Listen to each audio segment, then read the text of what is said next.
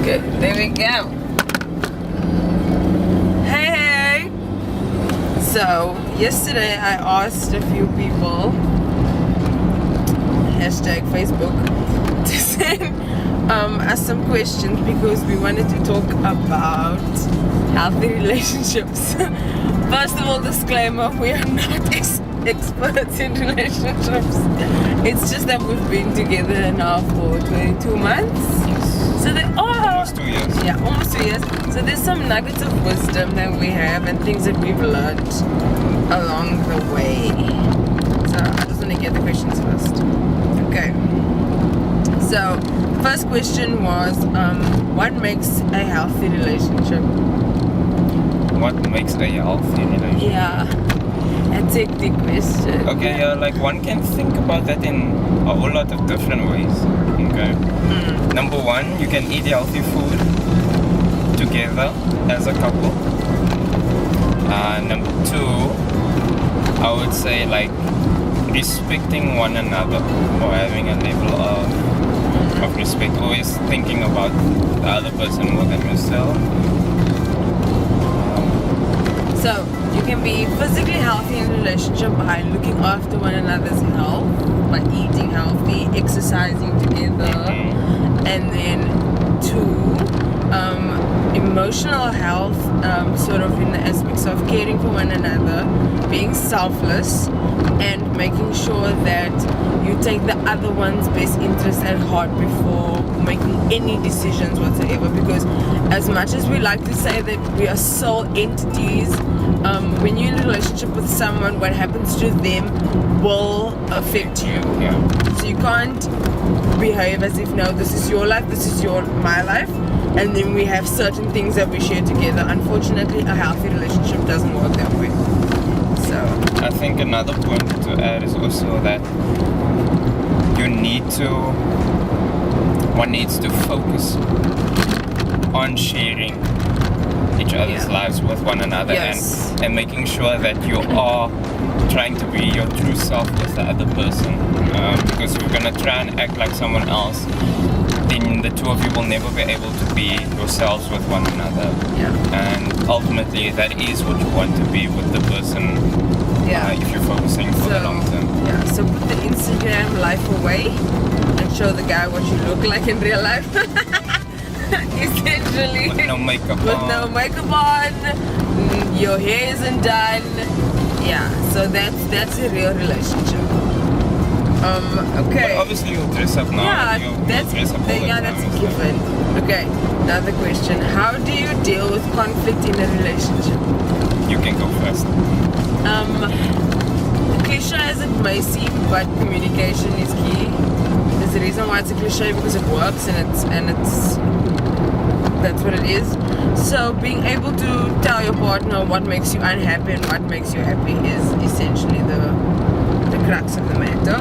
Because if you can't converse with them the way you converse with your family or your brothers or your sisters or your mom or your dad, then they're never gonna truly be in your life. They're just gonna be on this outskirts sideline and watch whatever happens from this tourist view, as my mother would say. So you need to be able to communicate with your partner, or else conflict is always gonna be there. You're always gonna feel like there's an elephant in the room. So yeah, communication is how you deal with conflict, in my opinion. Yeah, I think like one has to literally talk it out. And you need to be very intentional about saying that, listen, love, can we talk? And we need to talk. And whether you like it or not. So face it, listen, face the music. You have to do it. The other thing is, before you even start speaking about something or talking about it, you both need to be in the position where you tell yourselves and one another that, listen, our whole intention about speaking about this and addressing it, even though our opinions may differ, is that it's coming from a place of care. And if you're not going to come from a place of care, then take a moment and put yourself back into that space of thinking, this is not just about me, this is about us now. So if you're two people that are stubborn like us, we're both stubborn, it's best that you take maybe an hour or two of like space, not space, but just reflection, so you can cool yourself off, because you will end up saying something in the heat of the moment. So in order to deal with conflict in a grown-up manner, do give yourself time to sort of think about the situation holistically, and that's where you will remind yourself, oh wait, I care for this person, I love this person, so whatever I'm going to say now, I need to be very careful about how I say it and how I deal with it, because at the end of the day, I still want to be with this person. And that doesn't mean that you mustn't be honest. Like, yeah, you can be honest. You can be honest, you can be truthful. I always tell Gabby, like, listen, what I'm about to say is like, you're not gonna like it. You're not gonna like it, but it's because I care. And you know me, I'm a straight shooter. Like, I'm not gonna beat around the bush and stuff.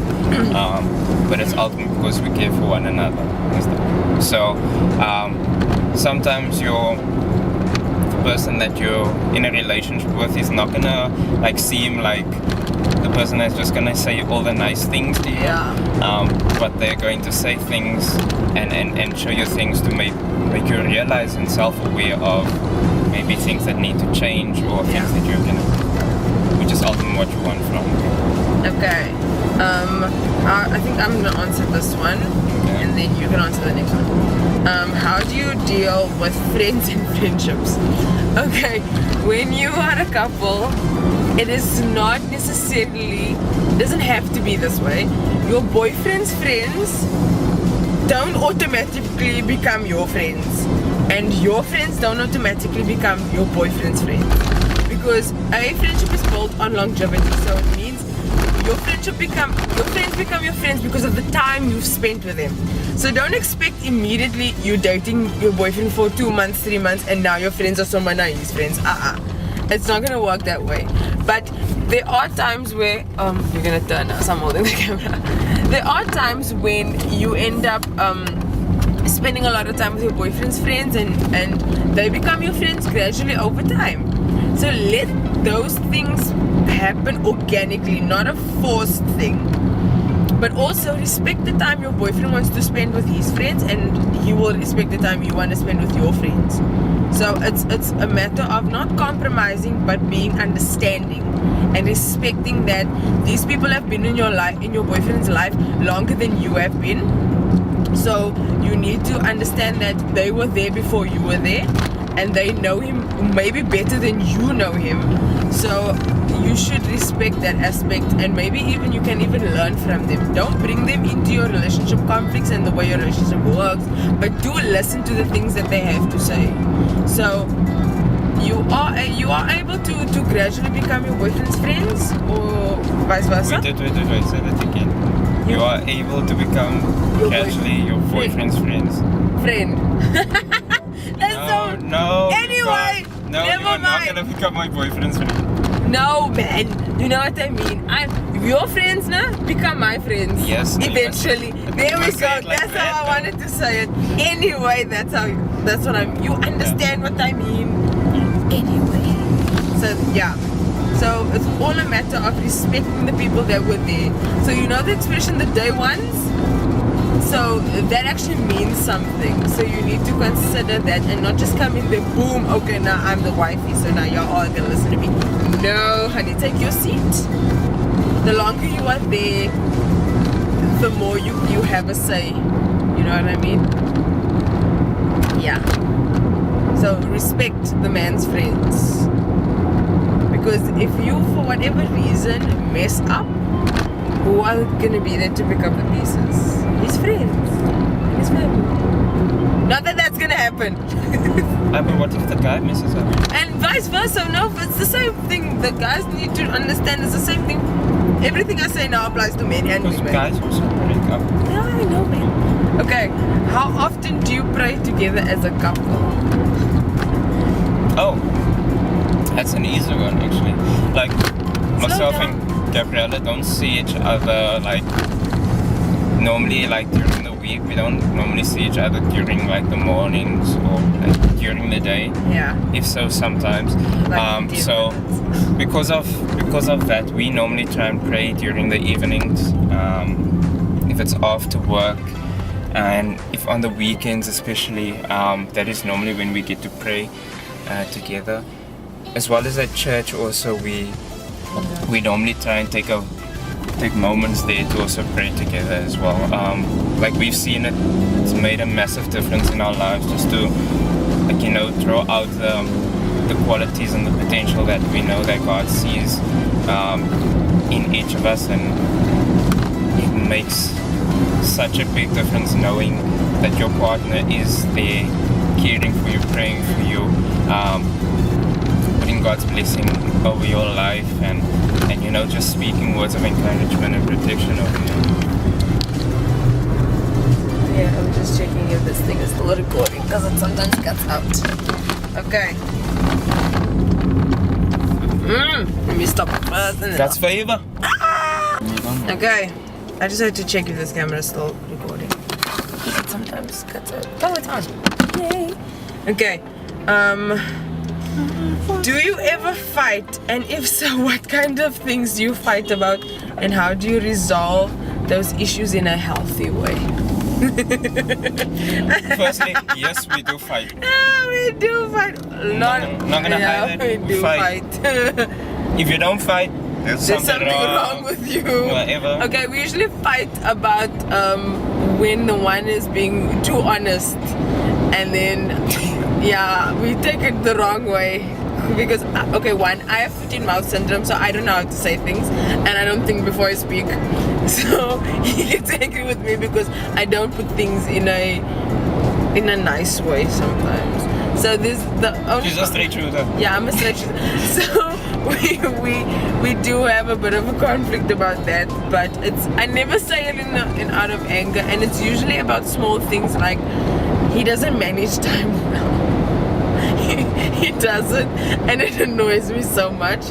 And I think also we fight a lot about because the fact that we are givers, so we give of our time way too much to certain people, and it sometimes affects our relationship, so we fight about that. And we fight sometimes about silly things like his feet smells really bad. In my feet. And I am lazy. And I don't like taking correction. So we fight about that. And how we resolve it is by communicating, like we said before, and ending up laughing about the situations. Yeah. Laughter is a big thing for us. So when we end up making fun of one another during a fight, then we know, okay, the fight is over now, so we can start laughing about what just happened. And I always crack a joke sometimes, like while we're busy resolving. Yeah, so laughter. Very unintentional, but yeah, it just happens. But I think it comes from us being friends. So we friends and we boyfriend and girlfriend. So it's easier to fight with your friend than it is to fight with your boyfriend when you don't have that kind of friendship relationship. Yeah. Also, Mama, like, so yeah, dry you now. said what did you say about about taking correction and stuff? Like you actually take correction well now. Like you've improved quite a bit. Yeah, because it's not the easiest thing to do as a person. I think most people struggle with. Okay. Even me. Last question. Okay. This is from someone we care very much about, so this is a funny question. I'm not gonna mention who's it from. The two of you are totally different characters. Manny has bursts of wilding out at regular intervals where you are on a regular wild mission. How do you both manage your different personalities? I think it's not so much managing the personalities, it's just taking note that the personality is there and it's different. Yeah, and like people are people. So sometimes you're gonna be like, oh, okay, but you said like you're all the time. Yeah, I am. Wow, etc. I mean, that's a person. Yeah, like there's a reason why you end up with the person you're with, because there is something that you like about them. So you take everything, you take the good, the bad, and the wild and ugly. I don't try to manage it. Embrace it. Embrace it like at the time, how it is, etc. If she's feeling happy, etc., let her dance, let her sing. If she's feeling a bit sad and tired, let her watch a new girl or a TV show or a movie, Pride and Prejudice or something.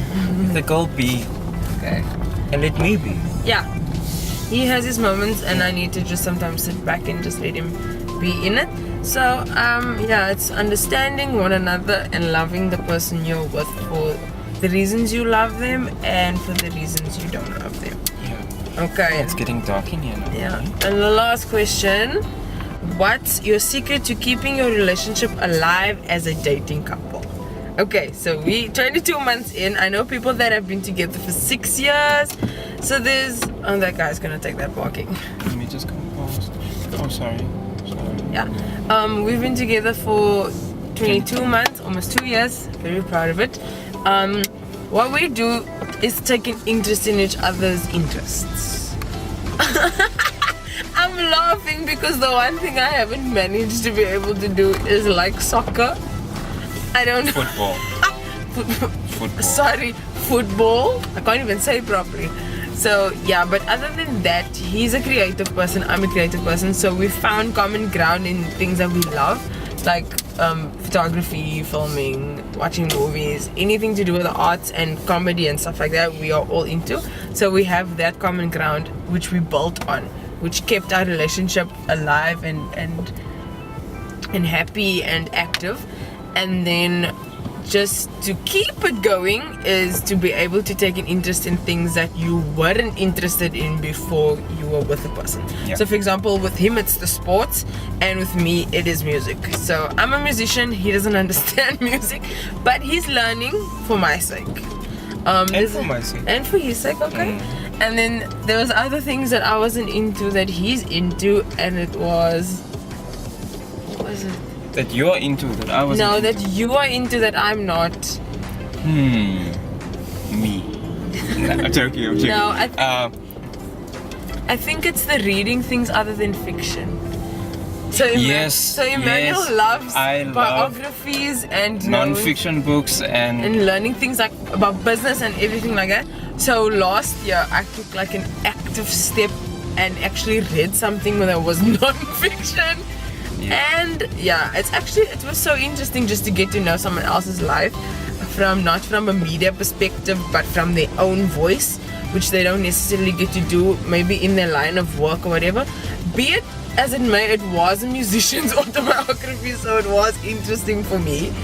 But I'm getting there, so slowly we start to learn more about the other person and their interests. So that's what keeps our relationship alive. Another thing also is we try and dedicate our time to one another, or dedicate certain time slots to making sure you spend enough time with each other. Because one of her love languages is definitely time with me. So I try as much as possible. Words of affirmation. Know those kind of things. That's what keeps your relationship alive. Know what the other person's love language is. It makes it so much easier in the long run. That's a nice Mustang. Oh my word. Wait guys, check this out. That is such a cool Mustang. We were in one. When was it? A few months ago? Yeah. Can we find a parking now? Okay, so those are all the questions we could get through today, but we will do another one of these vlogs very soon. So in the comment section, just put what you would like us to vlog about and any questions that you have for us. And don't forget to subscribe and give this a thumbs up if you like it. Are you coming out? No, I don't know. I think it's just...